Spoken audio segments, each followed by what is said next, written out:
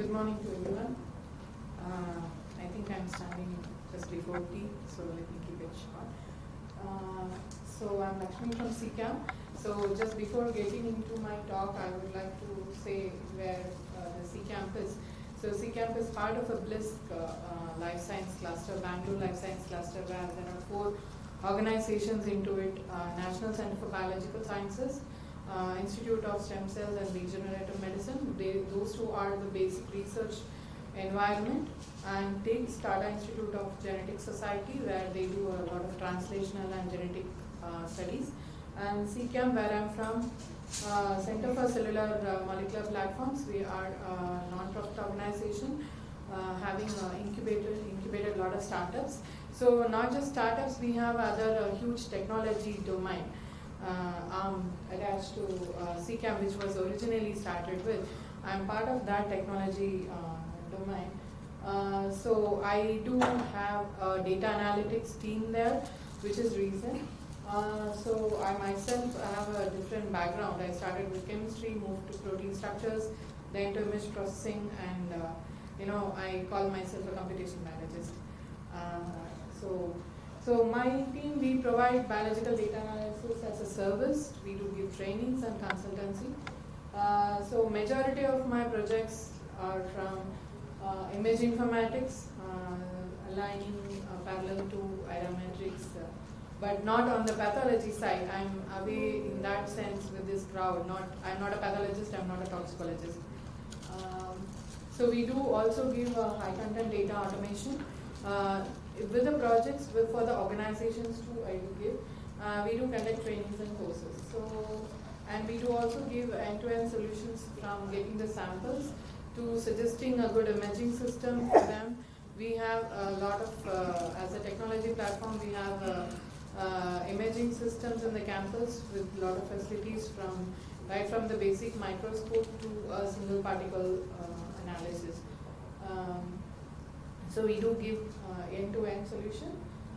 So today my talk, what it was, is what image can tell us. So according to me, images are,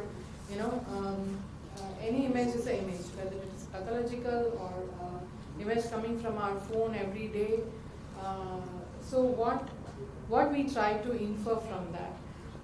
As we speak with the morning speakers, we also saw the first speakers telling about AI generated images he was showing. The second speaker was showing a lot of images of microscopes. Image is, according to me, it's a lot of information hidden behind it. It's a way that how we are trying to extract. So we are trying to setting up a platform on that sense, and how these images are generated is again. For example, in the slides you see an image of a flower to an image of like a pathological microscope image. So everywhere it is used, and right from the phone to a high-end imaging system. So the source of the images is also important, and how we are going to get information from these images. So I'm not going to talk anything on pathology or toxicology, but rather I would step one step behind. What images can tell us. So it's used in research labs, pathology labs, biotech companies, and whatnot now. Even a 10-year-old can look at the images and say, and put it under in the system, it will throw with some details. So one thing what I have felt with a lot of the clients and the users that I have come across is, what is this transformation? So there is a gap that I see from my experiences. So there is a lot of expert available in acquiring good images, and in the context of pathologists, visual perception of 2 different pathologists. So their eyes, it's not so straightforward one-day job to convert their whole lot of, as they said, it started in 1960s, from 60s to 24, whatever they have done so far. It's not overnight job to do. I can see a lot of effort that ionometry should have put when we are telling about even a single module, how to help a pathologist. So it's a form of a transition, I would see, as this transition will be, rather than transforming, I would also call it as an evolving you have to sit with the pathologist, understand what their visual perception is, and try to see if we can give quantification to it. This is how I started my journey, and the gap that I see always is the acceptance of the newer technology, and whether, as clinicians, if their perception is, my diagnosis should never go down or anywhere, they cannot compromise. Of course, we all understand that.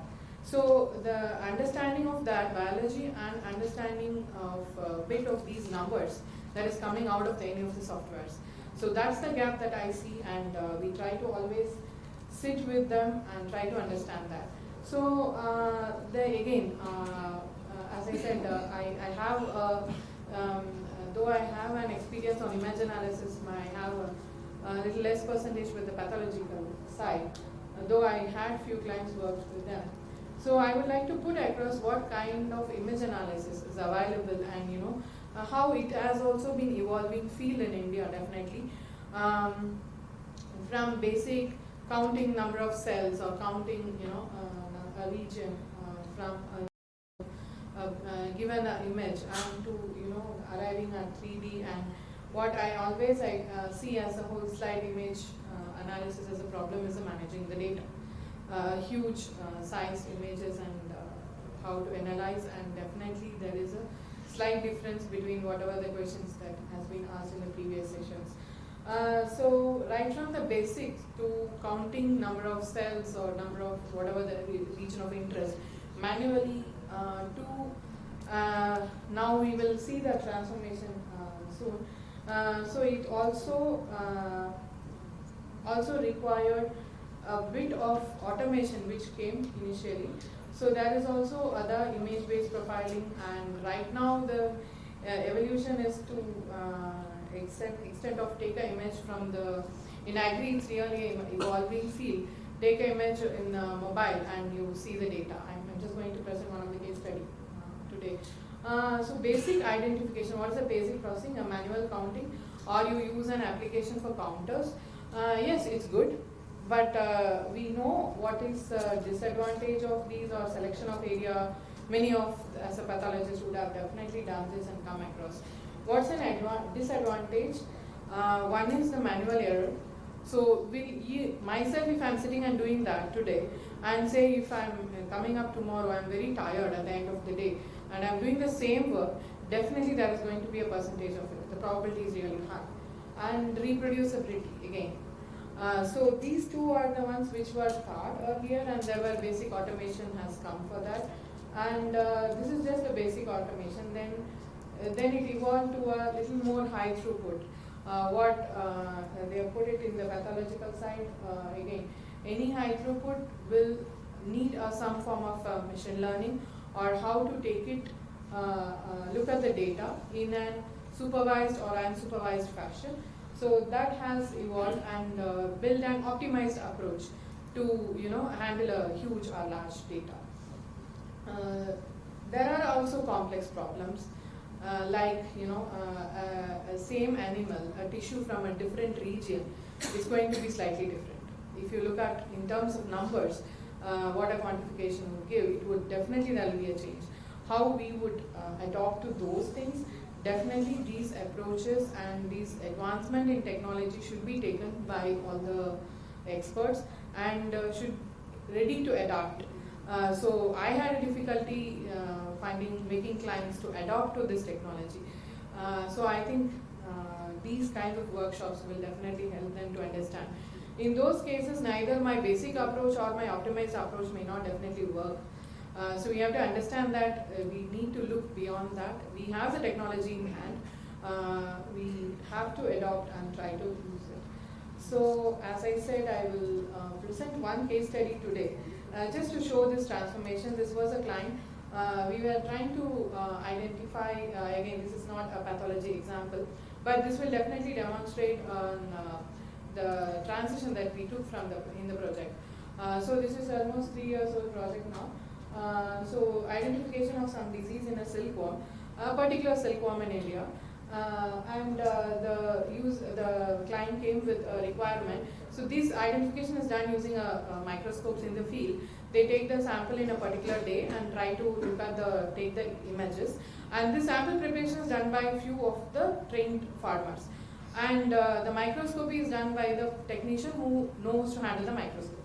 But who will look at the images? Then again, there is another person who will sit, because these farmers will not be able to do much on the computers. So that was a requirement. And the problem also, there is another solution given by CCAP. We come up with an adapter which can be held on the microscope itself, where every farmer can put the phone and take the images, which is little easier. So the technician challenges will come. So then comes how to identify the disease. So in this work, I started with a very simple supervised approach.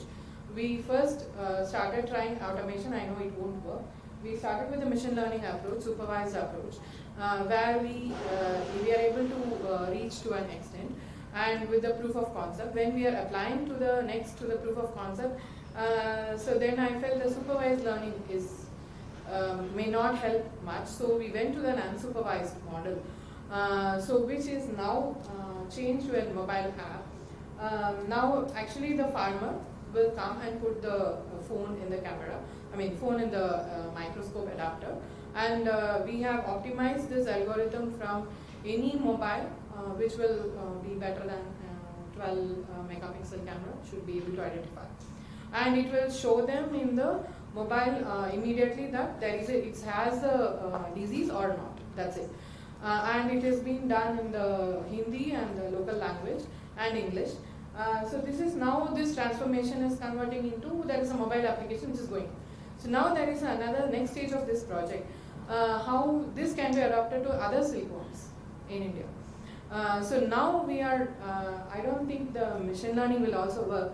Now we are looking into AI algorithms to apply to this.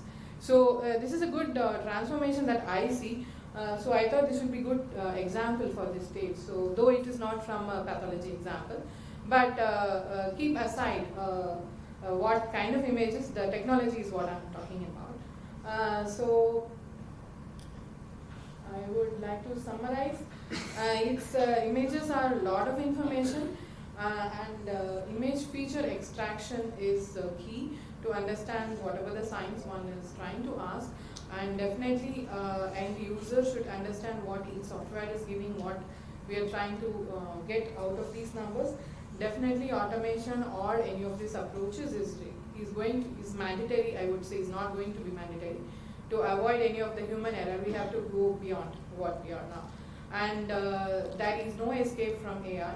And a lot of in other talks also, whether it's going to replace, I don't think it's going to facilitate any pathologist or a radiologist to do the identification better. It's going to ease their job better and support them. These technology is always a support. It's never, I have never seen it as a replacement, because we are always intelligent than any of the technology. We have to be confident of that. So just we also offer trainings and courses usually to give a basic understanding of what an image is, from the basics to advanced courses. So there is just upcoming course. This is a new thing that we are trying to do with expert of a microscope.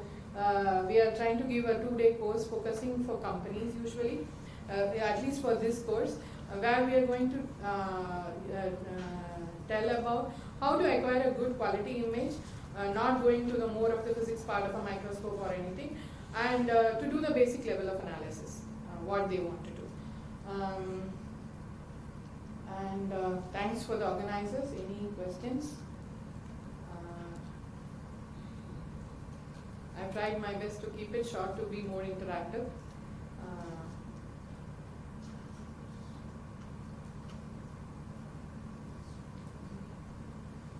So I know CCAM works on a lot of proteomics and other things as well, especially transcriptomics. So this is about 2D images that we are talking about.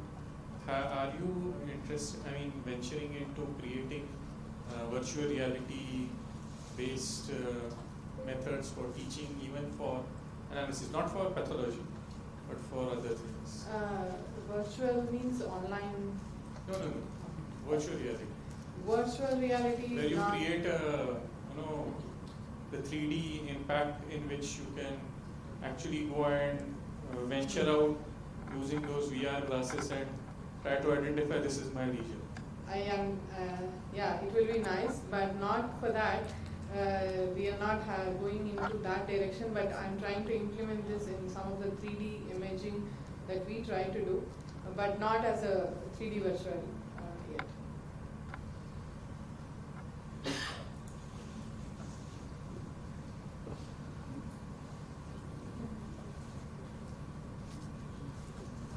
Thank you, Dr. Lakshmi. Thank you. Any more questions? No, all right.